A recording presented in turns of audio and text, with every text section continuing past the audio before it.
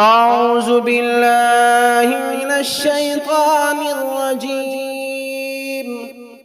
بسم الله الرحمن الرحیم۔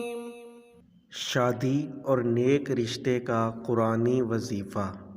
اس صورت کا ورد ہر لڑکی کو صبح و شام کرنا چاہیے۔ اول و آخر 11 مرتبہ درود شریف پڑھنا چاہیے۔ جب شادی ہو جائے تو شکرانے کے 4 نوافل بھی ادا کرنے ہوں گے۔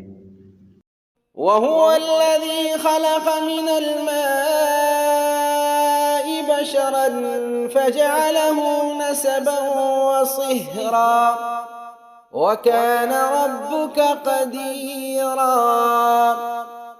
وَهُوَ الَّذِي خَلَقَ مِنَ الْمَاءِ بَشَرًا فَجَعَلَهُ نَسَبًا وَصِهْرًا وَكَانَ رَبُّكَ قَدِيرًا۔